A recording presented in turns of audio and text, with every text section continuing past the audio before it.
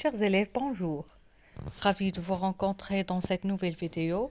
Après avoir analysé la nouvelle réaliste La ficelle de Guy de Maupassant, je vous propose 42 questions et réponses pour bien comprendre l'histoire de la ficelle. Si vous êtes prêts, on commence. Première question. Qui est l'auteur de cette œuvre? C'est Guy de Maupassant. À quel genre littéraire appartient cette œuvre? Il appartient à quel genre? C'est une nouvelle réaliste. Quelle est la date de parution de cette œuvre? 1883. Dans quel bourg se situe l'action? Le lieu où se passe l'histoire, c'est le bourg de Goderville. Pour quelle raison la place du village était-elle animée ce jour-là? Pourquoi il y avait beaucoup de monde et beaucoup d'animation, si vous voulez, dans le bourg, dans le village ce jour-là? Car c'est le jour du marché. La description des paysans était valorisante ou dévalorisante?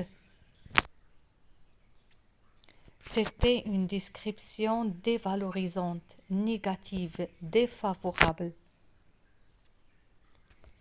Comment s'appelle le personnage principal de cette histoire? Comment s'appelle le héros de cette histoire? Maître Hochkorn.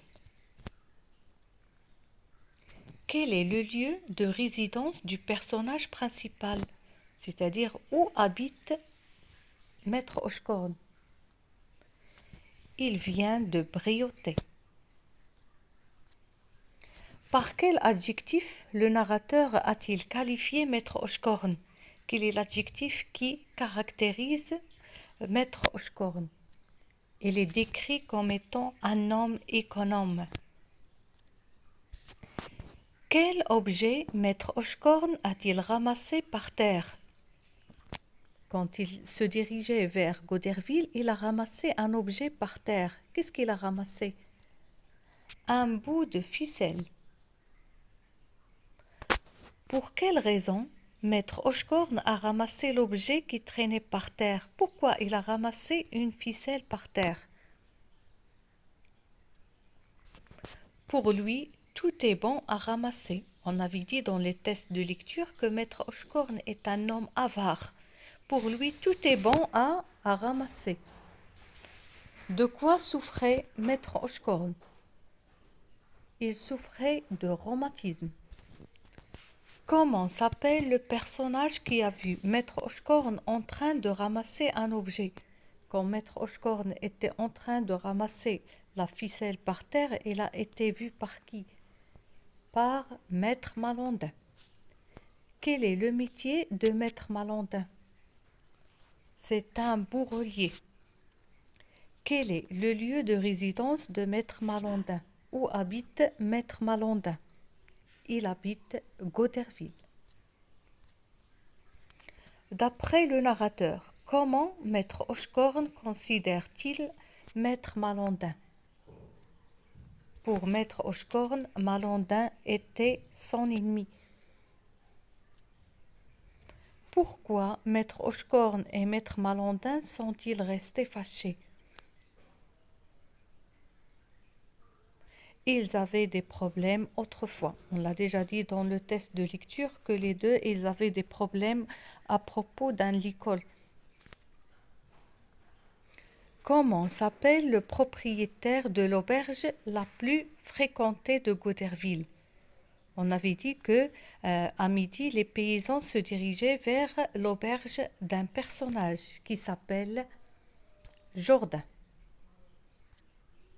Quelle annonce a été faite par le crieur public pendant que les paysans étaient en train de manger le déjeuner?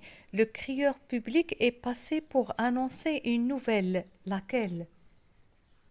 C'est la perte du portefeuille de Maître Olbrich. Qu'est-ce que Maître Olbrich a-t-il perdu? Qu'est-ce qu'il avait perdu? Un portefeuille. Dans quelle commune réside Maître Olbrich, pardon. Il habite Goderville. Que contenait le portefeuille perdu par Maître Olbrich? Qu'est-ce qu'il y avait dans le portefeuille? Il y avait 500 francs et des papiers d'affaires. Quelle récompense était promise à celui qui rapportera le portefeuille? Il y avait une récompense pour celui qui trouvera le portefeuille. Laquelle? La récompense était 20 francs. Qui a été envoyé chercher Maître Oshkorn dans l'auberge? Pendant que Maître Oshkorn mangeait et buvait son café dans l'auberge de Jourdain, qui est venu le chercher? Un brigadier de la gendarmerie. Qui voulait parler à Maître Oshkorn après l'annonce faite par le crieur? Pourquoi le brigadier est venu chercher Maître Oshkorn? C'est parce que le maire de Goderville, c'est le maire de Goderville qui voulait lui parler. De quoi Maître Oshkorn est-il accusé? Il est accusé d'avoir ramassé le portefeuille perdu par Maître Olbrich. Pourquoi a-t-on accusé Maître Oshkorn d'avoir ramassé le portefeuille? Pourquoi on l'avait accusé? Parce que Maître Malandin a affirmé avoir vu Maître Oshkorn ramasser le portefeuille. Si vous vous souvenez, on avait dit que pendant que Maître Oshkorn ramassait la ficelle par terre, Malandin était en train de le regarder près de sa boutique. Donc, il a vu Maître Oshkorn ramasser quelque chose par terre. Comment le maire avait-il qualifié Maître Malandin? Pour le maire, Maître Malandin est un homme digne de foi. À qui Maître Oshkorn est-il confronté dans le bureau du maire? Le maire, il va confronter Maître Oshkorn avec qui? À Maître Malandin. Par quel mot Maître Oshkorn a-t-il qualifié l'accusation et le témoignage de Maître Malandin? Que tout ce que disait Malandin sont des menteries. Que demande Maître Oshkorn au maire de faire pour prouver son innocence? Maître Oshkorn a demandé à monsieur le maire de fouiller ses poches. Qu'était-il arrivé à Maître Oshkorn la nuit suivant le jour de l'accusation? Après avoir été accusé, on avait dit que le maire a demandé à Maître Oshkorn de partir et de ne pas s'éloigner ou bien de ne pas quitter le village en cas de besoin. Donc, qu'est-ce qui est arrivé à Maître Oshkorn la nuit suivante? Il est tombé malade. Quand le portefeuille fut-il rapporté à Maître Olbrich? Le lendemain de l'incident. Le portefeuille a été retrouvé et on avait rendu le portefeuille à Maître Olbrich. Mais ce n'est pas le même jour du marché, c'était le lendemain. Qui a rapporté le portefeuille à Maître Olbrich? Qui a trouvé le portefeuille? C'était Marius Pommel. Quel emploi exerçait celui qui a rapporté le portefeuille? C'est-à-dire, quel est le travail de Marius Pommel? C'est qui? C'est un valet de ferme. Chez qui et dans quel village travaillait l'homme qui a rapporté le portefeuille? C'est-à-dire Marius Pommel. Il travaille chez Maître Breton qui habite Imoville. De quoi accusait-on Maître Oshkorn après que le portefeuille ait été rendu à son propriétaire? On a retrouvé le portefeuille et malgré cela, on avait accusé Maître Oshkorn de quoi? On l'accusait d'avoir fait rapporter le portefeuille par un complice. Quelle idée fixe, obsédait Maître Oshkorn et le poussait à raconter son histoire? Pourquoi Maître Oshkorn il continue à raconter son histoire malgré que le portefeuille a été retrouvé? C'est le désir de prouver son innocence. Comment réagissent les gens vis-à-vis de Maître Oshkorn lorsqu'il est retourné à Goderville une semaine après l'incident? Une semaine après avoir trouvé le portefeuille, Maître Oshkorn est retourné à Goderville. Donc, quelle était la réaction des gens? Ils se moquent de lui. Par quel mot le narrateur résume-t-il la position de tous ceux à qui Maître Oshkorn racontait son histoire pour montrer que personne ne le croyait? Le narrateur a utilisé un adjectif pour résumer le comportement des gens face à Maître Oshkorn. C'étaient des incrédules. Comment l'histoire finit-elle? Elle finit par la mort de Maître Oshkorn. Quelle est la morale de cette histoire? Vous savez que la nouvelle, elle peut être une courte histoire, mais il contient une morale, une leçon qu'on apprend vers la fin.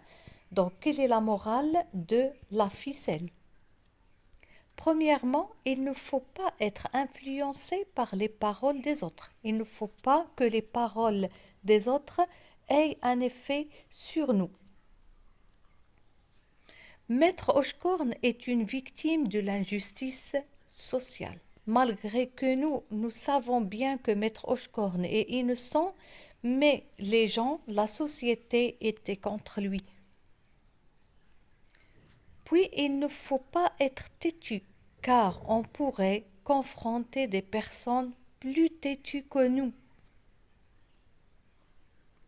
Et aussi, une chose banale et simple peut causer des grands dégâts. La ficelle, qui est une chose banale, simple, a causé beaucoup de problèmes à Maître Oshkorn. Et même, elle est arrivée au point qu'il lui a causé la mort. Puis, l'avarice est une mauvaise habitude. Parmi les causes de la mort de Maître Oshkorn, c'est son avarice. Depuis le début de l'histoire, on disait que Maître Oshkorn est un homme économe, un vrai Normand, un avare. Pour lui, tout est bon à ramasser. Il a ramassé un bout de ficelle qui est un objet banal, simple, qui lui avait causé beaucoup de problèmes avec les habitants de Goderville, avec lui-même, et même il lui a causé vers la fin sa mort. On arrive alors à la fin de ce test, si vous voulez, où il y a 42 questions et réponses pour vous aider à mieux comprendre l'histoire de la ficelle. On arrive alors à la fin de cette histoire de la ficelle et à la fin de cette vidéo. Je vous dis merci pour votre attention et à bientôt.